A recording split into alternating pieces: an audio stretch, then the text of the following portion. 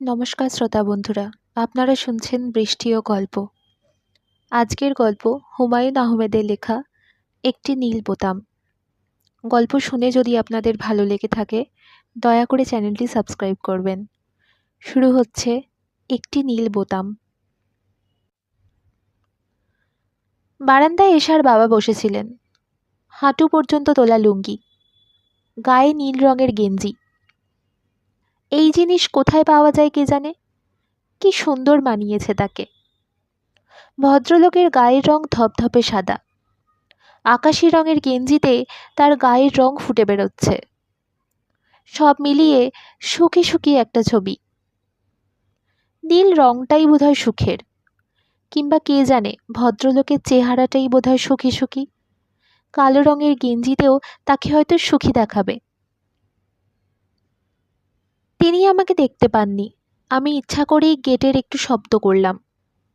তিনি আমাকে দেখলেন, সুন্দর করে হাসলেন, ভরাট গলায় বললেন, আরে রঞ্জু, তুমি? কি খবর, ভালো আছো? জি ভালো। গরম কীরকম পড়েছে বলো দেখি। খুব গরম। আমার তো ইচ্ছা করছে চৌবাচ্চায় গলা পর্যন্ত ডুবিয়ে বসে থাকি। তিনি তার পাশের চেয়ারে আমাকে বসতে ইঙ্গিত করলেন। হাসি হাসি মুখে বললেন, বসো, তোমার কাছ থেকে দেশের খবরাখবর কিছু শুনি। আমার কাছে কোনো খবরাখবর নেই চাচা। না থাকলে বানিয়ে বানিয়ে বলো, বর্তমানে চালু গুজব কি? আমি বসলাম তার পাশে। এশার বাবার সঙ্গে কথা বলতে আমার ভালো লাগে। মাঝে মাঝে এ বাড়িতে এসে শুনি এশা নেই, মামার বাড়ি গেছে, রাতে ফিরবে না। তার মামার বাড়ি ধানমন্ডিতে, প্রায়ই সে সেখানে যায়। আমার খানিকটা মন খারাপ হয়, কিন্তু এশার বাবার সঙ্গে কথা বললে আমার মন খারাপ ভাবটা কেটে যায়। এই যে এখন বসলাম ওনার পাশে, এখন যদি শুনি এশা বাসায় নেই, মামার বাড়ি গিয়েছে, আমার খুব খারাপ লাগবে না। তারপর রঞ্জু, নতুন কোনো গুজবের কথা তাহলে জানো না? জি না। বলো কি তুমি, শহর ভর্তি গুজব। আমি তো ঘরে বসে কত কি শুনি। চা খাবে? জি না। খাও এক কাপ, তোমার সঙ্গে আমিও খাবো। তুমি আরাম করে বসো, আমি চায়ের কথা বলে আসি। আপনাকে বলতে হবে না, আমি বলে আসছি। এশা কি বাসায় নেই? আছে, বাসাতেই আছে। বলেই তিনি চায়ের কথা বলতে উঠে গেলেন। কি চমৎকার তার এই ভদ্রতা! আমি কে? কেউ না, অতি সামান্য একজন। একটা অ্যাড ফার্মে কাজ করি। অল্প যে কটা টাকা পাই তার প্রতিটির হিসাব আমার কাছে আছে। আর এরা, আমার ধারণা এদের গেটের বাইরে দাঁড়িয়ে থাকা দারোয়ান আমার চেয়ে বেশি টাকা পায়। নিতান্ত ভাগ্যক্রমে এদের এক আত্মীয়ের সঙ্গে এ বাড়িতে এসেছিলাম। প্রথম দিনই এশার কি সহজ সুন্দর ব্যবহার, যেন সে অনেক দিন থেকেই আমাকে চেনে। সেদিন কেমন হাসি মুখে বলল, আপনি তো বেশ লম্বা, আসুন একটা কাজ করে দিন। চেয়ারে দাঁড়ান, দাঁড়িয়ে খুব উঁচুতে একটা পেরেক লাগিয়ে দিন। আমি বললাম, এত উঁচুতে পেরেক দিয়ে কি করবেন? আজ বলবো না, আর একদিন এসে দেখে যাবেন। দ্বিতীয়বার এ বাড়িতে আসার কি চমৎকার অজুহাত তৈরি হলো, অথচ অজুহাতের কোনো প্রয়োজন ছিল না। এদের বাড়ি দোয়ার খোলা বাড়ি, যে কেউ যে কোনো সময় আসতে পারে, কোনো বাধা নেই। অথচ মনে আছে দ্বিতীয়বার কত ভয়ে ভয়ে এসেছি। গেট খুলে ভিতরে ঢোকার সাহস হয়নি। যদি আমাকে কেউ চিনতে না পারে, যদি এসা বিস্মিত হয়ে বলে, আপনি কাকে চান? সেরকম কিছুই হলো না। এশার বাবা আমাকে দেখে হাসি মুখে বললেন, কি ব্যাপার রঞ্জু, গেটের পাশে দাঁড়িয়ে আছো কেন? আসো, ভেতরে আসো। আমি খানিকটা বিব্রত ভঙ্গিতেই ঢুকলাম। তিনি হাসি মুখে বললেন, দেশের খবরাখবর বলো, নতুন কি গুজব শুনলে? এশা বোধহয় বাইরে যাচ্ছিল। আমাকে দেখে থমকে দাঁড়িয়ে বলল, বেছে বেছে আজকের দিনটাতেই আপনি এলেন? এখন বেরোচ্ছি, আপনার সঙ্গে কথা বলতে পারবো না। চট করে আসুন তো, পেরেকটা কি কাজে লাগিয়েছি দেখে যান। আমি ইতস্তত করছি, এশার বাবার সামনে থেকে উঠে যাব। উনি কি মনে করবেন কে জানে। উনি কিছুই মনে করলেন না। শুকি শুকি গলায় বললেন, যাও দেখে আসো, জিনিসটা ইন্টারেস্টিং। পেরেক থেকে হলুদ দড়ির মতো একটা জিনিস মেঝে পর্যন্ত নেমে এসেছে। এশা বাতি নিভিয়ে একটা সুইচ টিপতেই অদ্ভুত ব্যাপার হলো। হলুদ দড়ি আলোয় ঝিকমিক করতে লাগলো। সেই আলো স্থির নয়, যেন গড়িয়ে গড়িয়ে নিচে নামছে। আলোর ঝর্ণা। অপূর্ব। কি অবাক হচ্ছেন তো? হ্যাঁ, হয়েছি। এরকম অদ্ভুত জিনিস এর আগে কখনো দেখেছেন? জি না। আমার বড় বোন পাঠিয়েছেন, নেদারল্যান্ডে থাকেন যিনি, তিনি। এখন যান, বসে বসে বাবার সাথে গল্প শুনুন। বাবা কি আপনাকে তার কচ্ছপের গল্পটা বলেছে? জি না। তাহলে হয়তো আজ বলবে। বাবার গল্প বলার একটা প্যাটার্ন আছে, কোনটির পর কোন গল্প বলবে আমি সব জানি। এসা হাসল, কি সুন্দর হাসি। আমি দীর্ঘশ্বাস ফেললাম। না জানি কোন ভাগ্যবান পুরুষ এই মেয়েটাকে সারা জীবন তার পাশে পাবে। এশার বাবা সেদিন কচ্ছপের গল্প বললেন না, পরের বার যেদিন গেলাম সেদিন বললেন। কচ্ছপ কোথায় ডিম পাড়ে জানো তার অঞ্জু? ডাঙায়। সে নিজে থাকে কিন্তু পানিতে, চলাফেরা জীবনযাত্রা সবই পানিতে, অথচ তার মন পড়ে থাকে তার ডিমের কাছে ডাঙায়। ঠিক না? জি, ঠিক। বুড়ো বয়সে মানুষেরও এই অবস্থা হয়। সে বাস করে পৃথিবীতে, কিন্তু তার মন পড়ে থাকে পরকালে। আমার হয়েছে এই দশা। এই পরিবারটির সঙ্গে পরিচয় হওয়ার পর আমার মধ্যে বড় ধরনের কিছু পরিবর্তন হলো। আগে বন্ধুদের সঙ্গে চায়ের দোকানে ঘন্টার পর ঘন্টা আড্ডা দিতে চমৎকার লাগতো, এখন আর লাগে না। এক সময় মেয়েদের নিয়ে কেউ কোনো কুৎসিত কথা বললে বেশ মজা পেতাম, এখন ভয়ঙ্কর রাগ লাগে। মনে হয় এই কুৎসিত কথাটি কোনো না কোনোভাবে এশাকে স্পর্শ করছে। যে খুপড়ি ঘরটায় আমি থাকি, সেই ঘর আমার আর এখন ভালো লাগে না। দম বন্ধ হয়ে আসে। নোনা ধরা বিশ্রী দেওয়াল, একটা ছোট্ট জানালা যা দিয়ে আলো বাতাস আসে না। রাতের বেলা শুধু মশা ঢোকে। চৈত্র মাসের গরমে অনেক রাত পর্যন্ত জেগে থাকি। নানা রকম কল্পনা আসে আমার মাথায়। কল্পনায় আমার এই ঘর হয়ে যায় পদ্মা নদীর নৌকায় একটা ঘর। জানালা খুললেই নদী দেখা যায়। এই নদীতে জ্যোৎস্না হয়েছে, চাঁদের আলো ভেঙে ভেঙে পড়েছে। ঘরের দরজায় টোকা পড়ে, আমি জানি কে টোকা দিচ্ছে।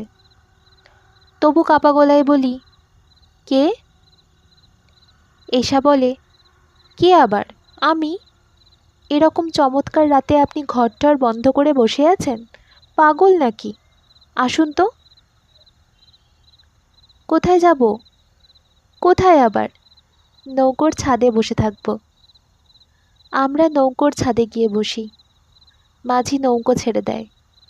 এশা গুনগুন করে গায়, যদি আমায় পড়ে তাহার মনে, বসন্তের এই মাতাল সমীরণে, আজ জ্যোৎস্না রাতে সবাই গেছে বনে। সবই খুব সুন্দর সুখের কল্পনা, তবু এক এক রাতে কষ্টে চোখে জল আসে। সারা রাত জেগে বসে থাকি, দীর্ঘশ্বাস ফেলে ভাবি, আমার এই জীবনটা আমি কি কিছুতেই বদলাতে পারি না? বন্ধু বান্ধব সবাইকে অবাক করে এক সন্ধ্যায় জগন্নাথ কলেজের নাইট সেকশনে এমএ ক্লাসে ভর্তি হয়ে যাই। ধার করে আমার ঘরের জন্য নতুন পর্দা, বিছানার নতুন চাদর, নেটের মশারি কিনে নিয়ে আসি। অনেক ঘোরাঘুরি করে একটা ফুলদানি কিনি। 100 টাকা লেগে যায় ফুলদানিটাতে। তা লাগুক, তবু তো একটা সুন্দর জিনিস। একগুচ্ছ রজনীগন্ধা যখন এখানে রাখবো, তখন হয়তো এই ঘরের চেহারাটাও পাল্টে যাবে। আমার এক আর্টিস্ট বন্ধুর কাছ থেকে একদিন প্রায় জোর করে জল রঙা একটা ছবিও নিয়ে আসি। নোনাধরা দেওয়ালে সেই ছবি মানায় না, নিজেই চুন এনে দেয়ালে চুনকাম করি। চুন দেওয়ালে আটকায় না, ঝরে ঝরে পড়ে। তবু আমার ঘর দেখে বন্ধুরা চোখ কপালে তোলে। করছিস কি তুই? ইন্দ্রপুরী বানিয়ে ফেলেছিস দেখি। আবার দেখি খুশবুও আসছে। বিছানায় আতর ঢেলে দিয়েছিস নাকি? মাই গড, মেয়ে মানুষ ছাড়া এই ঘর মানায় না। এক কাজ কর, 100 টাকা দিয়ে একটা মেয়ে মানুষ এক রাতের জন্য নিয়ে আয়। ফুর্তি কর, আমরা পর্দার ফাঁক থেকে দেখি। রাগে আমার মাথায় রক্ত উঠে যায়। কিছু বলি না, কি হবে বলে। আমার বন্ধুরা গভীর রাত পর্যন্ত আড্ডা দেয়। সিগারেটের টুকরো দিয়ে মেঝে প্রায় ঢেকে ফেলে। একজন আমার নতুন কেনা বিছানায় চায়ের কাপ উল্টে দিয়ে বলে, যা সালা, চাঁদে কলঙ্ক লেগে গেল। আমি কিছু বলি না, দাঁতে দাঁত চেপে থাকি। আর মনে মনে ভাবি, এই মূর্খদের সঙ্গে কি করে এতদিন কাটিয়েছি, কি করে এদের সহ্য করেছি। ইরফান বলল, প্রেম ফেম করছিস কিনা বল, তোর হাব ভাব যেন কেমন রঙিলা। আমি জবাব দিই না। ইরফান পান খাওয়া লাল দাঁত বের করে হাসতে হাসতে বলে, জিনিস কেমন বল, টিপে টুপে দেখেছিস তো? সবাই হো হো করে হাসে। কোন অন্ধকার নরকে এরা পড়ে আছে, এদের কি কোনোদিন মুক্তি ঘটবে না?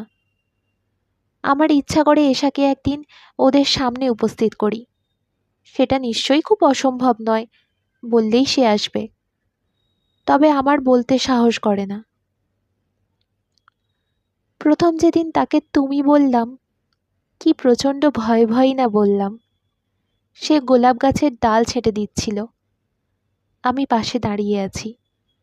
হঠাৎ কি হলো, নিজের অজান্তেই বলে ফেললাম, কাঁচিটা আমার হাতে দাও, আমি ছেঁটে দিই।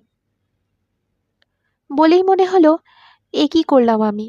আমার মাথা ঝিমঝিম করতে লাগলো। আমার মনে হলো সে এবার চোখে চোখে তাকিয়ে শীতল গলায় বলবে, আমাকে তুমি করে বলবেন না, এত ঘনিষ্ঠতা তো আপনার সঙ্গে আমার নেই। এশা সেরকম কিছুই বলল না। কাঁচি আমার হাতে দিয়ে বলল, 3 ইঞ্চি করে কাটবেন, এর বেশি না। আর আপনি কি চা খাবেন? হ্যাঁ, খাবো। চা নিয়ে আসছি। শুনুন, এরকম কচকচ করে কাটবেন না, ওরা ব্যথা পায়। গাছেরও জীবন আছে, জগদীশচন্দ্র বসুর কথা। এশা ঘরে ঢুকে গেল। চৈত্র মাসের বিকেলে আমি গোলাপ ছাঁটতে লাগলাম। আমার 30 বছর জীবনের এটা শ্রেষ্ঠতম দিন। বিকালটাই কেমন যেন অন্যরকম হয়ে গেল।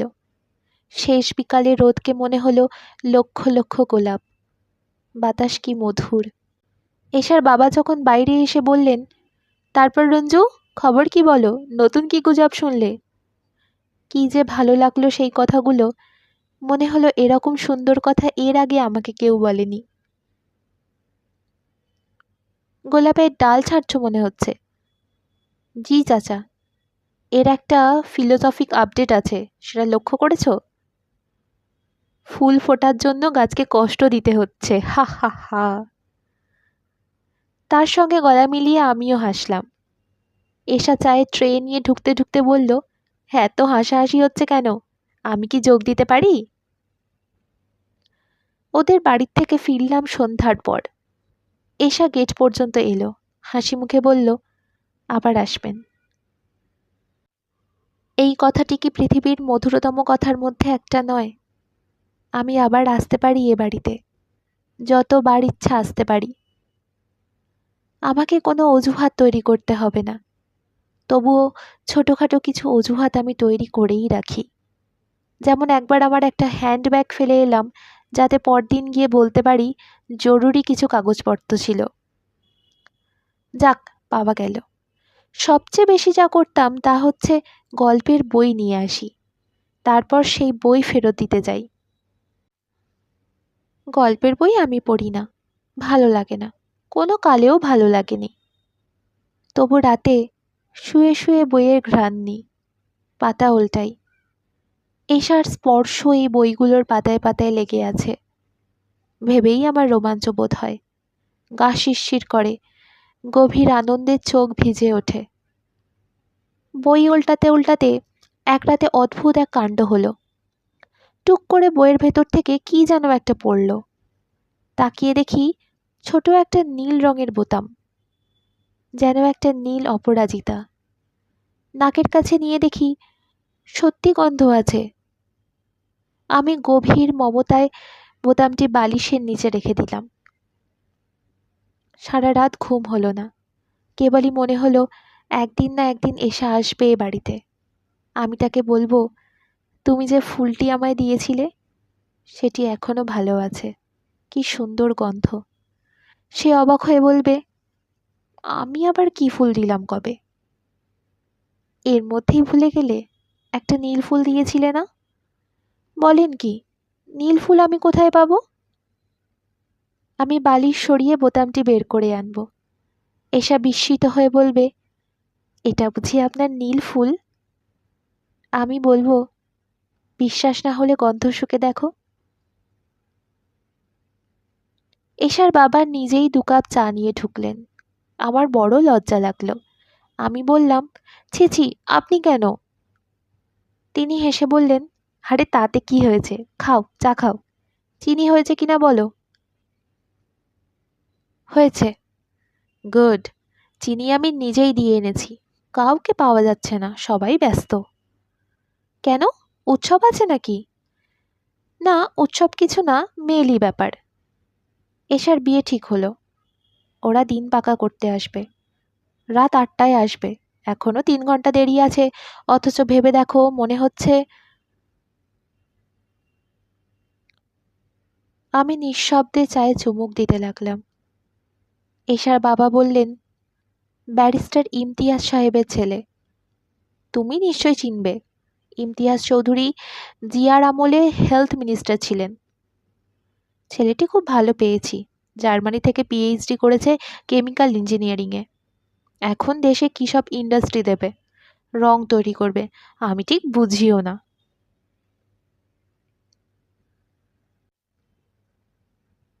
চা শেষ করার পরও আমি খানিকক্ষণ বসে রইলাম। যাবার আগে এশা বেরিয়ে এলো।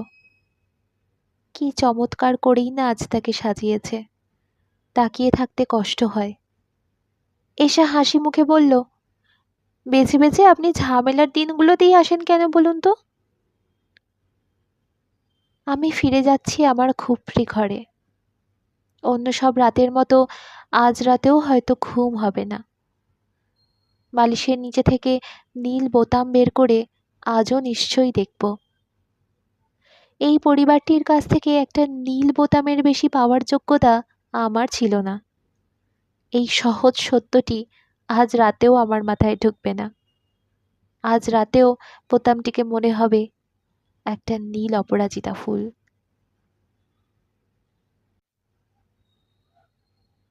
গল্পটি শেষ হলো। গল্পটি আপনাদের কেমন লাগলো জানাবেন। গল্প পাঠ আপনাদের কেমন লাগছে কমেন্ট করে প্লিজ জানাতে ভুলবেন না। ভালো লেগে থাকলে বন্ধুদের সাথে শেয়ার করুন এবং চ্যানেলটি সাবস্ক্রাইব করে আমার পাশে থাকুন। শেষ অবধি আমার সাথে থাকার জন্য অনেক অনেক ধন্যবাদ।